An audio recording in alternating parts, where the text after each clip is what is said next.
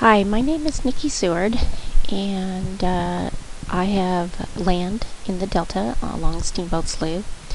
And this short video looks at the in-water barrier or berm that's already been installed on Steamboat Slough that has not been disclosed by Department of Water Resources or USBR or U.S. Army Corps of Engineers.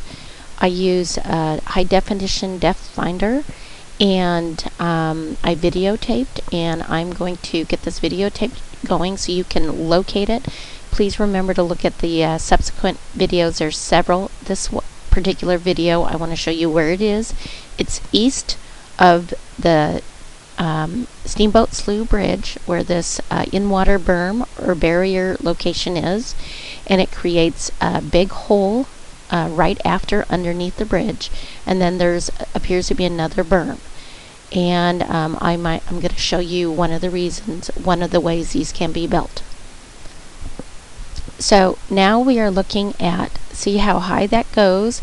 That actually makes it 8 to 10 feet deep on the Steamboat Slough side. And I want you to see that I'm in the Sacramento River, basically looking at the Steamboat Slough Bridge, and this is Sutter Island right over here.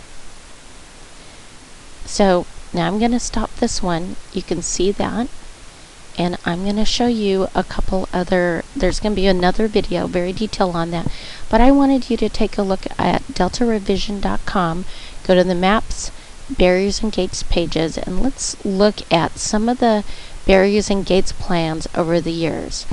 I want to take note of proposed by DWR. It was in a slideshow of barriers and grates. They can create these temporary barriers, they call it, by installing gates. They would float them in, and they would be able to control water flow. And we know that, at least in the North Delta, water flow has been our tides have been unusually low, unusually high. Water seems to be blocked on some days, and it's just the whole system's being manipulated. I want to point out this particular graphic.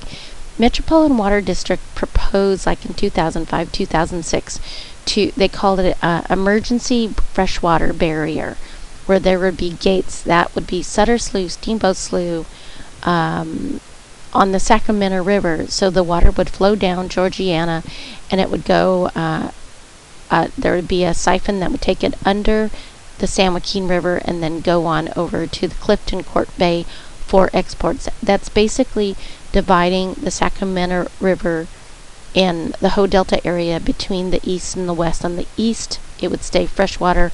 On the west, it would end up being saltwater. So I'm going to go look at other barriers. How could they do that? Here is an example. This was in the South Delta Improvement Package, part of their conveyance package from 2005. And what they said was they could install this type of a thing, and it has like a bladder.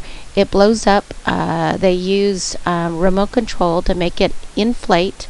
So when tidal flow is coming in, which might have salt water, it opens up, protects this side. When the tidal goes out, then it could start slowing. Or this would just stay open, keep the water on this side. You see the difference on the water levels. There were other barrier proposals that were done.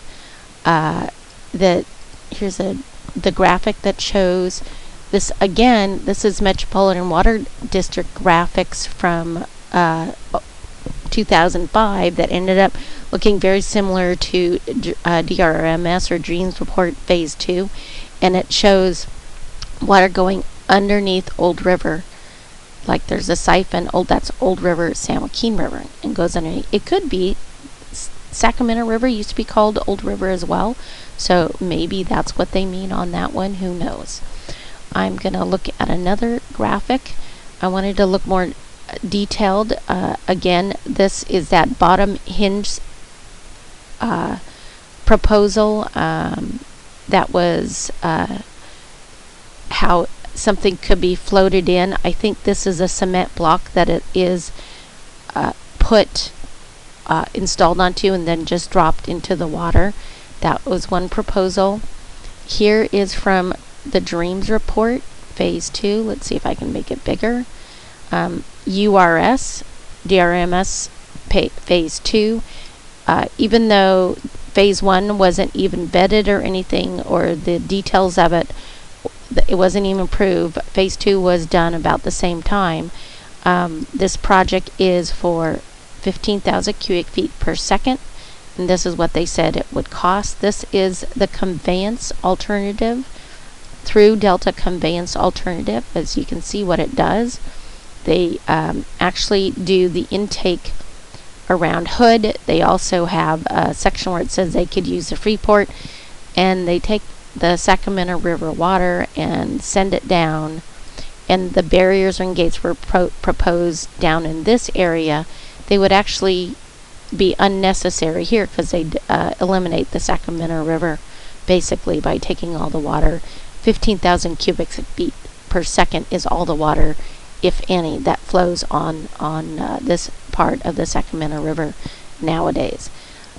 There's a cross section, and again, this is the Dream support, and here it is again.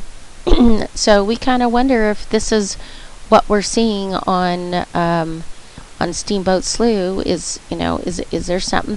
Please go to the other barrier, the other videos that we did on the exact same day, showing more details about the impacts.